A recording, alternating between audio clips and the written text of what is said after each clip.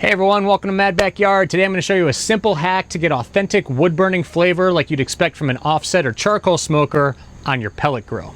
We're going to create a small firebox with real charcoal and real wood to get those coveted stick burner flavors, while still utilizing the temperature control convenience of a pellet grill to get the best of both worlds. One of the great things about smoking with pellets is how efficiently they burn and create heat, but one of the drawbacks is that they don't release the same amount of gas compounds as you get when you smoke with real wood in an offset or charcoal smoker. There are ways to get more smoke flavor on your pellet grill by using a pellet tube and better quality pellets. We even made a video showing you step by step exactly how to do this. Using better quality pellets and smoking them at a lower temperature, such as in a pellet tube smoker, will give you more of these gas compounds. However, if you've ever smoked food in an offset or a charcoal smoker like a Weber Smoky Mountain or a Big Green Egg, you know there's a big difference in the amount of wood smoke flavor you get from burning real wood in these types of smokers. We cook on offset and charcoal smokers by burning a small bed of charcoal and then adding logs or small wood chunks on top. This creates the smoky flavors and aromas we want to add to our food. By burning full pieces of real wood, you just get more interesting flavors than you do from smoking with pellets only. Over the last year or so, I've been trying to find a way to incorporate more of this type of smoke flavor while still using the temperature control convenience of my pellet grills. When I started getting into barbecue about 15 years ago, before I ever even owned a smoker, I was using one of these to smoke my food with on my propane gas grill. This is called a smoker box, and you use it by filling it with wood chips and then placing it over one of the burners on your gas grill to ignite and smolder the chips to create smoke. An electric smoker works in much the same way, except you load the wood chips into a metal tray that heats up really hot, causing the wood chips to smolder.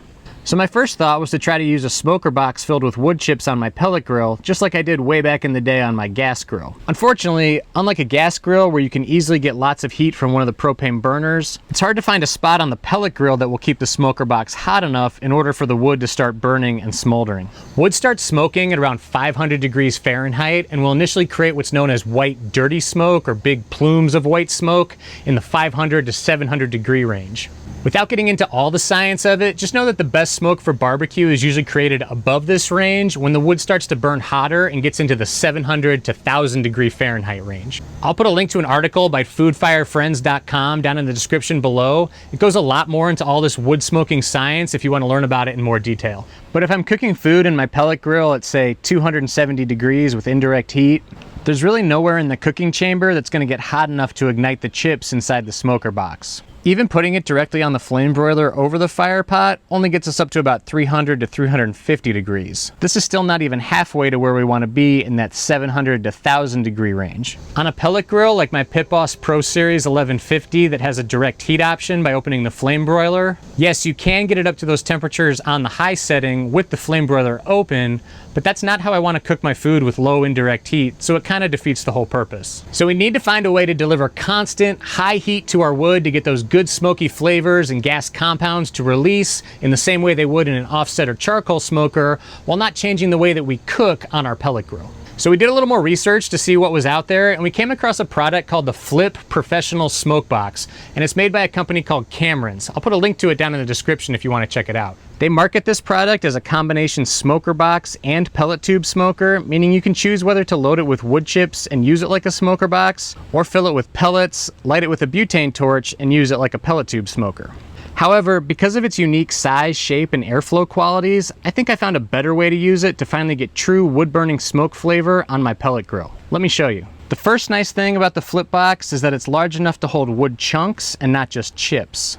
Chunks burn slower and provide smoke for a lot longer period of time, sometimes up to a couple hours without having to reload.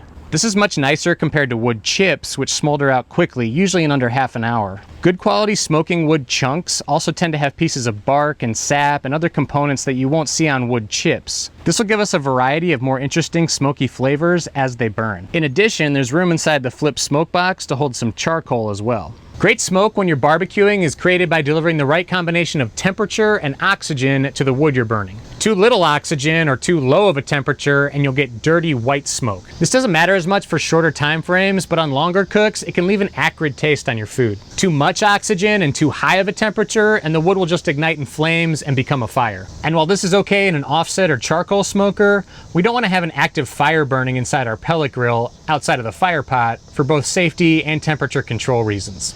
What I like about the Flip Smoke Box is that compared to a regular smoker box, it has more air intake holes on all sides to allow better oxygen flow. This will create a healthier burn for both our charcoal and our wood chunks, while still limiting airflow enough to keep everything from just igniting into flames. Also, it comes with this little stand, making it easier to use a paraffin wax cube like these ones from Weber to get the charcoal lit inside the smoker box, just like we would when lighting a charcoal chimney. After doing multiple tests with the flip smoker box, I think I've found the fastest, easiest, and most effective way to use it on a pellet grill. Go ahead and start your pellet grill like you normally would. Let it run through the startup cycle and set it to the temperature you want to cook your food. While your pellet grill is preheating, you can get the smoker box started on a separate grill. Because you're going to need to leave the lid open on whatever grill you're using to light the charcoal to start the smoke box, I wouldn't recommend doing it right on your pellet grill, as you're going to lose pretty much all the heat inside your pellet grill waiting for the smoke box to get started. I found putting the smoke box and stand in a small mini loaf pan like this really made it easier to manage and limited the amount of charcoal and wood ash getting on the grates in my pellet grill later as I was moving it around. Place 1 or 2 paraffin cubes in the bottom of the mini loaf pan and then set the smoker box up on top of it. Then place 3 charcoal briquettes inside the smoker box. Briquettes burn at around 800 to 1000 degrees Fahrenheit. This is exactly the temperature range we want our smoking wood to reach. They work better for our purposes than lump charcoal, which can reach temperatures up to 1400 degrees and burn out rather quickly. I found the briquettes lasted longer inside the firebox to provide heat to our wood, and they were less likely to cause the wood chunks to ignite in flames inside the box. Place 1 piece of charcoal down flat in the center with the other 2 tilted against it so they're all nice and close to each other. Then light your paraffin cubes and give the charcoal about 10 to 15 minutes to get well lit. Using the loaf pan also keeps the flames directed straight up at the charcoal on a windy day. You'll know the charcoal is well lit once the flames all go out and the bottoms are nice and white and ashed over. Then use a long-handled set of barbecue tongs to flip over each piece of charcoal and spread them out. Now the hot sides of each one should be facing up. At this point in the process, your pellet grill should be just about preheated to your chosen temperature as well. Now you're going to take 2 small chunks of smoking wood and place them on top of the lit charcoal. Make sure to select pieces that are small enough that the lid to the box will still fit on top. Today I'm using a couple of chunks of apple wood from Cowboy brand. I've also found the wood chunks from Weber work well because they're relatively small and fit easily inside the smoke box. Some brands of wood chunks are really large, so you want to make sure you're buying a brand that uses relatively small ones that'll fit inside this box. Place the 2 chunks of wood on top of the hot charcoal. Give them about 5 minutes to heat up and start smoldering with the lid off to give them plenty of oxygen to get started. You can see that the heat from the charcoal is easily getting our wood hot enough to start smoking at our desired temperatures. Don't leave the lid off so long that the wood ignites into flames. Once it's creating a decent amount of smoke, put the lid on wearing a good pair of high heat barbecue gloves. The barbecue gloves I use protect your hands up to almost 1500 degrees Fahrenheit. You're going to need a really good pair like this to safely handle the lit smoke box. I'll link to these down below as well. Put the lid on the firebox and transfer the entire aluminum pan to your pellet grill. Just like we did with our pellet tube smoker, I want to keep it away from the temperature probe because I don't want the heat from the charcoal to affect the temperature reading too much. At the same time, I don't want to put the smoker box right next to my food either because the food that's right next to these lit coals will cook faster. I found the best place to put it is in the back of the pellet grill on the left side. This way the smoke will travel over the food on its way out the exhaust chimney. So keep it away from the food, but also as far away from the temperature probe as you can manage. Ideally, depending on what you're cooking, you can use a water pan as well near the smoker box to help act as a buffer. Now put on your food and close the lid to your pellet grill. If you're using some good sized wood chunks, you should get smoke from your firebox for about an hour before you need to reload. If you want more smoke after an hour and it's starting to die down in the firebox, you can push things around with your barbecue tongs, add another piece of charcoal if needed, and another chunk or 2 of wood. Replace the lid and reposition the box in the back of the smoker. Keep repeating this as long as you need smoke to be generated in the firebox. Remember, meat absorbs the most smoke in the very beginning when it's still cold, so that's when you really want to focus on getting as much smoke flavor going as possible. And you also don't want to over smoke your food and ruin it, so test out how much smoke flavor you really like before you add hours and hours of smoke to your food.